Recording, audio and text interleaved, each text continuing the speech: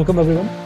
If you are in the starting of your agentic AI journey, you are thinking what agentic AI really means, how I can use it in my everyday life, in my current projects and technology that I'm working on. If you are bogged down by your peers talking about agentic AI, they building solutions and you're not able to grasp it, or you wanna get into advanced journey of it, this video is for you. We will break down what is agentic AI, what are the fundamental building blocks, what is the science that goes behind it, what are the different frameworks in terms of low code and high code frameworks, and then we'll showcase a couple of codes to showcase how really agents are built, what goes down into the thinking of agent build, and what are the fundamental building blocks of these agents. All right, so let's get started. Agentic AI refers to autonomous systems that can plan, reason, and act towards goals with minimal human intervention. So what does that really mean is that you might have heard about generative AI. You might be using chatbots in OpenAI, in Copilot and others to generate prompts and text for you. So that is an example of generative AI. How agents really differ from that is that agents have a set agenda. They have a plan, a reason, and a goal, and they give an actionable output. So for example, you have an agent which is able to book travel ticket for you, or an agent which is able to extract details from a website for you, or an agent which is able to extract information from the internet and give you summary of it. And that is what agentic AI is. So it has set goals, it has multi-step actions, it uses tool like tool for scraping data from the website, or tool for getting data from some other internet source, and it adapts on the feedback. So agentic AI combines perception, reason, and action to execute tasks end to end, and often using generative AI as its foundation. So LLM models are used, but apart from LLM models, the agents have a set agenda. That's why it makes it more powerful, and that is how the future of AI is. I mean, when we are going from generative AI to artificial general intelligence, this is the bridge between both. So now we define agents on the basis of degree of autonomy that they have. When we look at the autonomy, we divide it into two categories. One is in terms of level of cognitive capability, in terms of what agent can do, and in terms of autonomy, how independently it operates. So in terms of levels of autonomy, we can see a reactive agent which responds to prompts or inputs. For example, ChatGPT or Copilot based agent which interacts with the user and it provides the output to the user. Then there are tool using agents, as I mentioned earlier, which have tools to, let's say, navigate to certain websites or get data from certain websites. One example of it can be LangChain agent using a calculator. And then there can be goal-driven agents in terms of they have set goals. So let's take an example. I have declared an agent which has agenda to go to a website, book a ticket, and give me a ticket booking number. So that is what that agent will do. It will have a certain goal, and that is what it will do.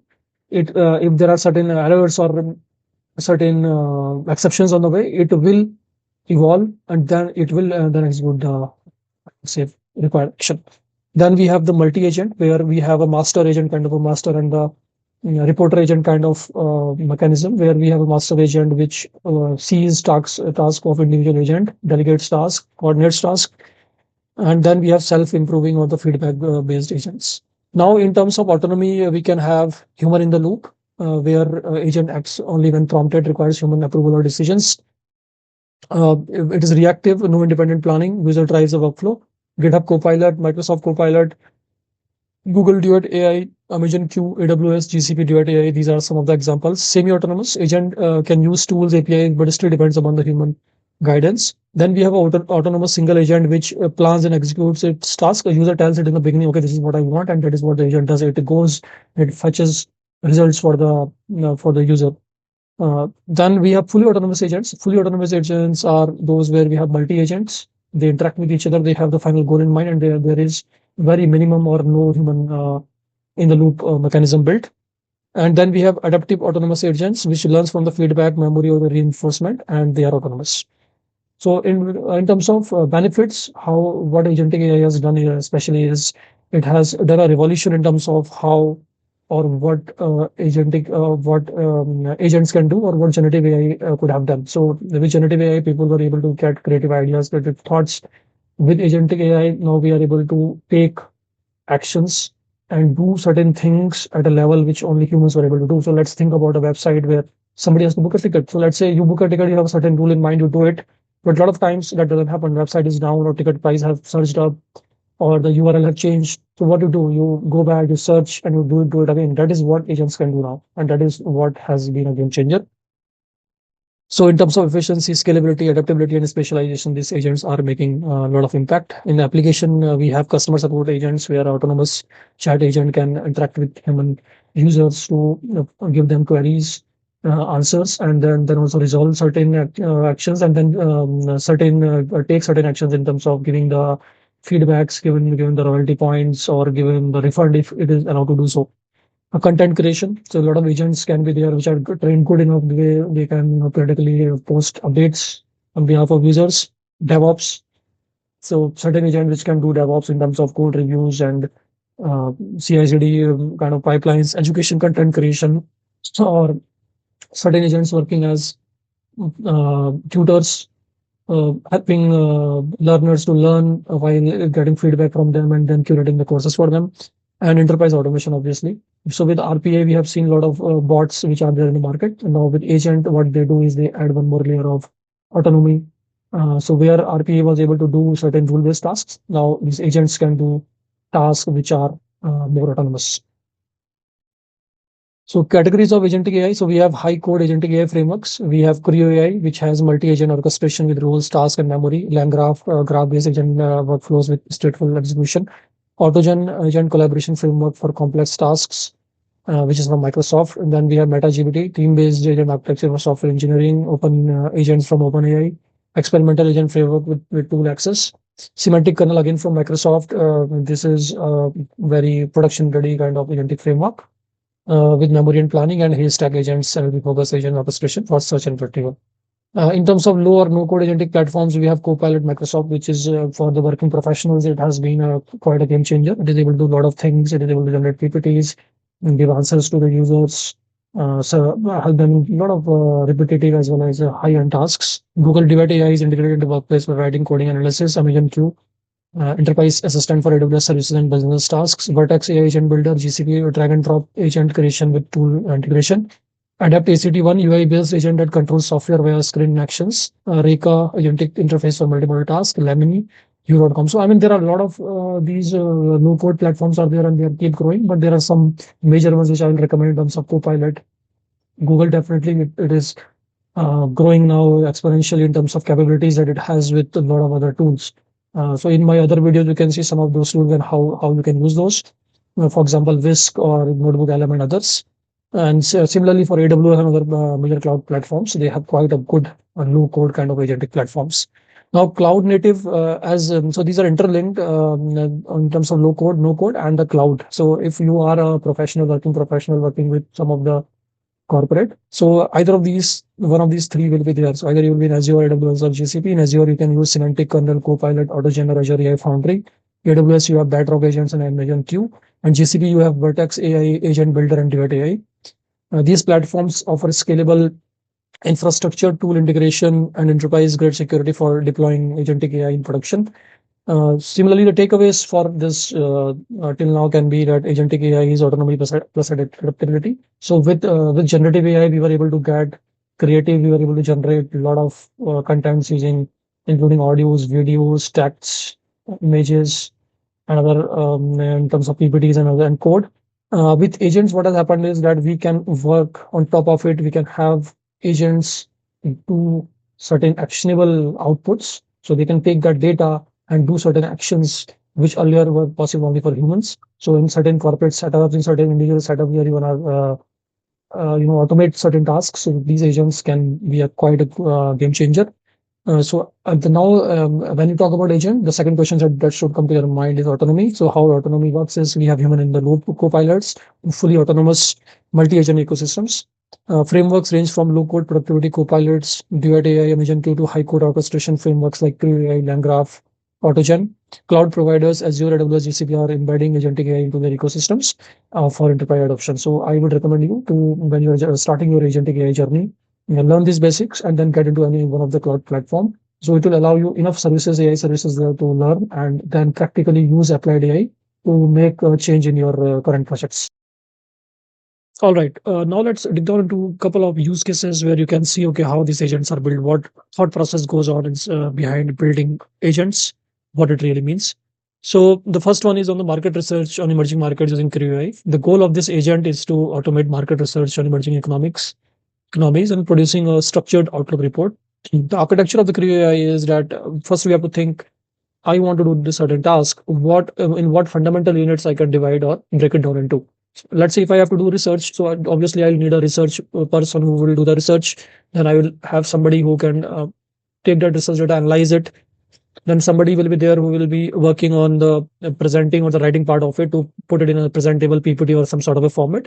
And then we have editor which will do a final review, polish it and for accuracy and all, and then it will make it ready for the publishing. So this is what we will do. We will divide it into those agents. So I have one researcher agent which will collect data from the financial news reports and databases. I have a second agent, analyst agent, which synthesizes finding into trends, risks, and opportunities.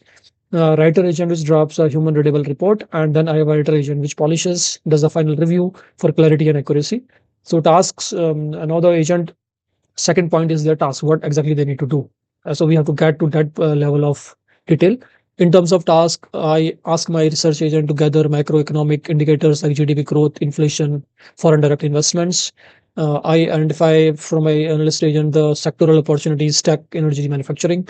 So for my writer agent, I ask it to summarize risks in terms of political instability, currency volatility, and then my writer agent produces a final output report, maybe in a Word or a PPT format. So how the Creo AI works, it takes the input emerging markets query, research agent sends the data to the analysis agent, then it does all the write up in its memory, it passes that data back to the writer agent, and then finally the writer agent takes all that and gives the final market outlook report. So this is in the Creo AI. Well, great.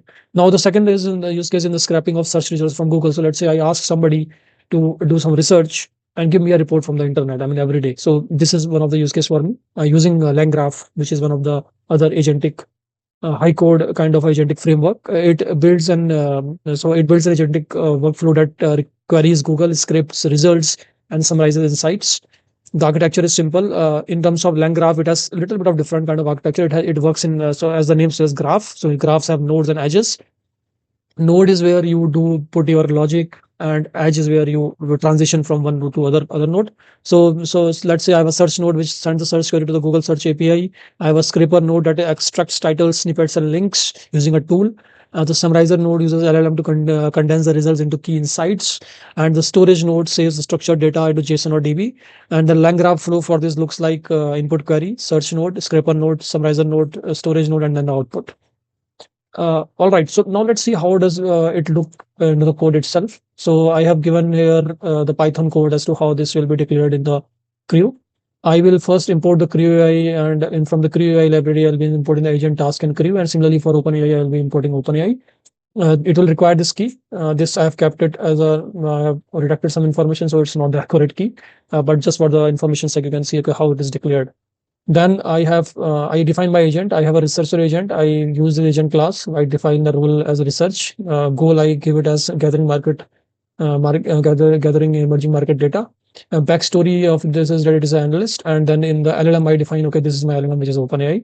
For analysts I tell okay, you are an analyst, and then goal is to synthesize findings, and backstory is a strategist. So similarly for writer, I have a goal of a draft report. Writer, you can make it more elaborative. You can see okay how what works. You can have iterative run, and you can see okay what description works the best in terms of accuracy and output that you want.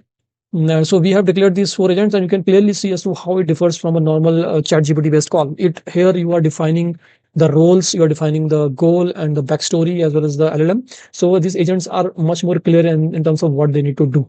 So you can imagine or visualize as to okay how what will the level of autonomy that these agents will have. Whereas in chatbot like OpenAI or ChatGPT or maybe in the Copilot you have to write a lot of things, you get output, then you have to write again. Okay, I don't want this, don't want that. With these agents, all of those tasks the agent will be doing in place of you doing it. So now in terms of task, I get into that task later. So now since I have defined all of this, now in Creo AI, I go to task. So first task for me, and this is how the workflow of the agent start. It starts with task. So task 1, task 2, task 3, task 4, and then those tasks are assigned to the agents. So you can see here, I have defined the task class. Description, I have told it, okay, collect the macroeconomic indicators for emerging markets. And the expected output, I have told it the list of key macroeconomic indicators with sources. And I have assigned to this research agent. So I have given it these two agendas, and then I have the agenda of the agent itself. So you can see how clear it will be in terms of what it needs to find, right? You can further put prompt engineering into it. You can further put guardrails into it. Even you put rules into it also. It's not always about putting AI. You can put some rule-based tools also into it to make it more reliable in the places where it has to. Because if it is fully autonomous, you need rules also, which are fed or which are approved by certain stakeholders, so that you are sure that okay, in certain key decision making roles, your agent will not go rogue.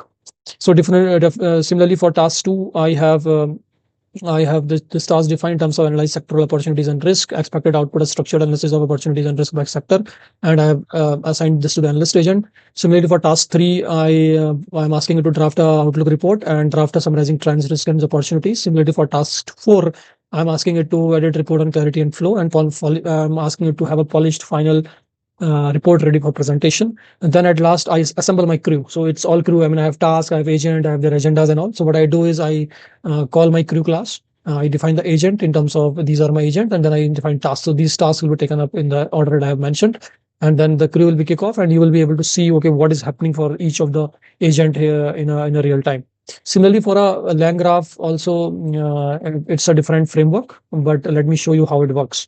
So in LangGraph, you import from LangGraph graph, you import a state graph, and then you import OpenAI, define the OpenAI key, and then you have this state class, and you define the graph, and then you define the nodes. So you in crew AI, you had crew, you had the agent, then you had the task. Here you have the node. So in node, what you do is you have first declared the search node, where you have given it the query and the search result, fake results for this. So this is you have defined it. And similarly for summarization, you have passed it. You have defined the state here, and then you have told it, okay, the state. Once this is done, after that this will be running. So search result is this one, and then here you say, okay, completion, chat dot completion. You call your model, and then you ask it to summarize it and return the summary completion. And then once the definitions are added, what you do is you add a node to your graph. So the first node for you is your search node, which is this, and the second node is summarize node, which is this. And then you set the entry points, and you add the edges, as I had mentioned earlier, to take the decision pointers as to when is what to go where. Right. So your entry stage is search. So from search you start, and then once search is done, you add an edge to go from search to summarize. Similarly, you can do other stuff in terms of if you have a complex workflow, you can add more edges, and you can link them together using this. Then you compile your graph, which starts running with this, and the run is done by you call this class, you call this variable, and then you invoke it, and you give it the query, which will be passed here in this, and then it will be started. Great. So I hope you found this video useful. Please leave your comments, like, subscribe, and share.